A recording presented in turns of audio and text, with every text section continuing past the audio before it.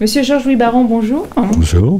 Vous êtes professeur de sciences de l'éducation du laboratoire EDA, Éducation, Discours et Apprentissage, oui, de l'Université Paris-Descartes, qui est membre de la communauté universitaire Sorbonne Paris-Cité.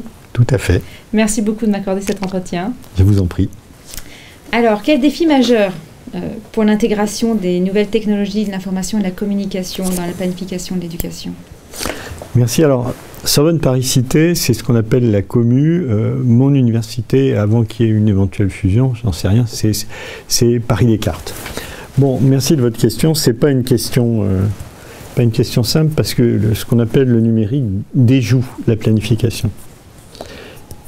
Dans la société, on constate qu'il y a une série de tensions autour du numérique. Donc, il y a des tensions sur les modèles économiques.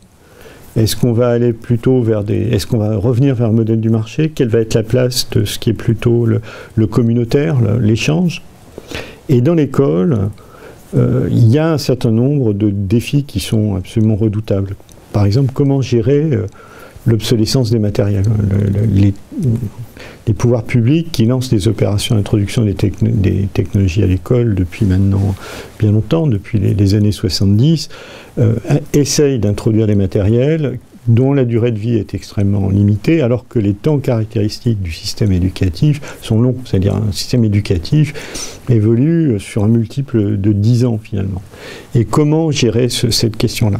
Comment gérer l'apparition incessante de nouveaux dispositifs, de nouveaux services qui sont en général pas, qui est très difficile de prévoir. Donc ça, c'est une véritable difficulté quand on fait de la prospective. Mais en même temps, on sait que les technologies sont là pour rester et on sait que quand on investit des idées autour des technologies, ces idées, elles, ont la vie longue. Alors, quelles sont ces idées? Qu'est-ce qu'on peut identifier comme tendance, comme variable en jeu autour des technologies et de leur diffusion dans l'école qui auront un impact sur la planification de l'éducation? Moi, je vais me contenter ici de quelques points très limités. C'est-à-dire, d'abord, effectivement, on est dans une société connectée où le lien social change. Les technologies de communication tendent à redéfinir le lien social et les ressources numériques qui interviennent de manière constante dans notre vie de tous les jours, mais aussi dans l'éducation, sont soumises à des processus de certification, de validation, qui ne sont pas les processus habituels dans l'éducation. C'est-à-dire, on a simultanément des ressources qui sont prescrites par l'institution, qui sont validées par des personnels en surplomb, et puis on a aussi en même temps tout un ensemble de ressources auxquelles les enfants ont accès, auxquelles les enseignants ont accès, qui sont des ressources qui sont validées en gros par les communautés, par les réseaux sociaux. Et ces ressources jouent un rôle fondamental dans la manière dont les élèves enseignent, apprennent et comment gérer, ça c'est très difficile pour un système éducatif, comment gérer par exemple l'accès aux ressources de type Wikipédia. Wikipédia est un phénomène remarquable qui maintenant est à peu près institutionnalisé, qui a gagné ses galons, qui a gagné ses lettres de noblesse, mais qui reste encore quelque chose qui n'est pas tout à fait compatible avec des logiques qui sont des logiques de diffusion d'une information validée. Dans la planification stricto sensu de l'éducation aussi, on a donc lorsqu'on essaye de planifier ce qui va se passer, on a des choses qui sont envoyées par le ministère et puis on a aussi des tas de choses qui se produisent au niveau régional, qui se produisent au niveau local, qui se produisent par en bas. Et ça, c'est un défi. C'est un défi où je ne sais pas très bien ce que ça va donner. J'en tire quand même une idée, c'est que désormais, il y a un rôle très important des communautés et des réseaux, et en particulier des réseaux d'origine personnelle. Et je pense que ce qui est en train de se passer autour, alors je vais me centrer ici sur les ressources, c'est de constater que ces ressources validées dont je parlais tout à l'heure, il y a des ressources nationales, elles sont plus ou moins utilisées par les enseignants. Il y a des ressources déconcentrées qui sont garanties par des corps déconcentrés de l'éducation nationale, et puis il y a des ressources qui ne sont pas du tout garanties. Et en fait, les facteurs qui sont très importants, c'est la référence de la ressource et la confiance que la communauté ou le réseau accorde à ces ressources. Donc, je termine là-dessus. Je pense qu'il y a une tendance très forte à la multiplication, à la diffusion de ces ressources qui sont un peu non formelles, mais qui sont quand même, qui font référence à une communauté et qui sont garanties par quelque chose. Et pour les pouvoirs publics qui planifient, je crois qu'il y a une conséquence qui est importante, qui correspond à une prise de risque, c'est-à-dire je pense qu'il est intéressant, il est nécessaire que les autorités nationales continuent à diffuser des ressources, mais elles doivent prendre le risque aussi de faire confiance, d'intégrer le recours à d'autres ressources. Alors ça ne dit rien de la manière dont les changements vont se faire. Tout ça est assez flou encore. Je disais que le numérique déjoue la planification.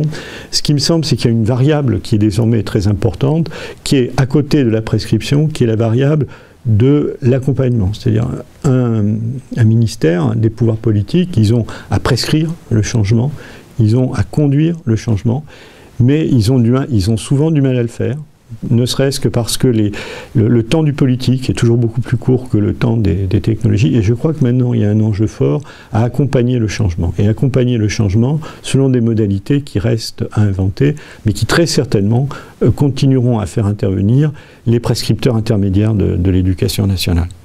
Alors je n'ai pas tout à fait répondu à votre question, mais j'ai essayé de dire des points qui m'avaient l'air importants. Non, c'est très important. Donc, d'après vos observations, il y a certaines conditions à mettre en place pour réussir cette intégration dans la planification, dans les outils. Alors, pour réussir, ça c'est une question intéressante. Donc je vais faire peut-être une petite, pas une digression, mais un retour en arrière. Qu'est-ce qui dit qu'un plan réussit ou échoue? Je pense en particulier au plan informatique pour tous, qui a été lancé cette année, il y a 40 ans, non 40 ans, non, pas 40 ans, il y a 30 ans, c'était 85. Ouais, c'est ça, le temps passe vite. Donc ce plan informatique pour tous, c'est un plan considérable qui est lancé par le Premier ministre en 85 et qui vise à mettre fin en gros à cette espèce de malédiction où l'État équipe par tranche des établissements, et puis quand il équipe 2 ans après, les matériels ont changé, ou 3 ans après, les matériels ont changé, il n'y a plus les mêmes fonctionnalités. Et en gros, comme disait un de mes collègues, on arrive à une situation où les premiers deviennent les derniers. Les premiers servis, à un moment, n'arrivent. Il n'y avait plus de fonctionnalités graphiques sur les premiers. Il n'y avait pas encore de fonctionnalités graphiques sur les premiers matériels, par exemple. Donc l'État, en 85, fait un grand plan de 2 milliards de francs à l'époque, qui est piloté par le Premier ministre et qui décide d'équiper tout le monde. Et en même temps, parce qu'on est en période de décentralisation, c'est le moment où l'État va passer la main aux collectivités territoriales. Donc il y a un immense plan, beaucoup de matériel, il y a un peu de formation d'enseignants et il y a création de structures. C'était en 85, en 86 il y a une alternance politique et donc il y a d'autres orientations politiques qui sont prises, ce qui est tout à fait normal, c'est la règle du jeu.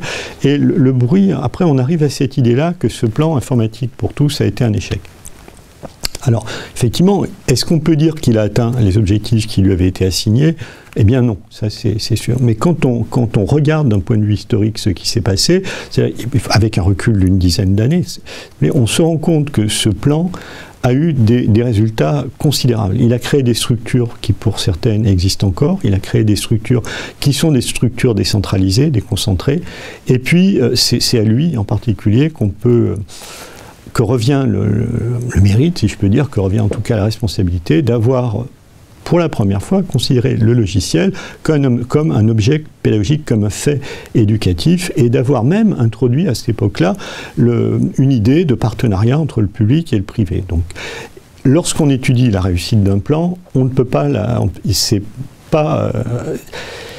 ça marche rarement bien de l'évaluer tout de suite. Il faut regarder ce qui se passe dans la durée, et peut-être c'est d'ailleurs une des malédictions du domaine, et moi qui ai beaucoup étudié l'histoire de la prise en compte des technologies, j'ai souvent rencontré ce phénomène dont je parle d'ailleurs assez souvent, c'est-à-dire en fait ce qui va se scolariser, et je crois que la notion là n'est pas tout à fait la notion d'intégration.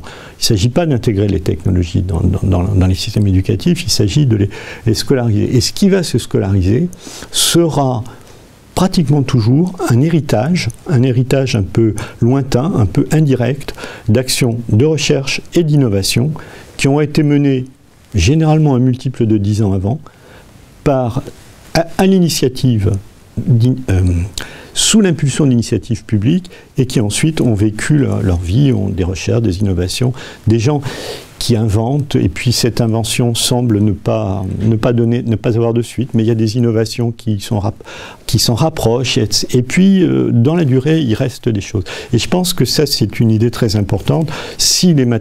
Que je redis, que j'ai déjà dit, si les matériels ont une vie courte, les idées ont une vie longue, et les investissements aussi, à partir du moment où on accepte de donner, de faire confiance finalement à des personnels et de leur donner des moyens.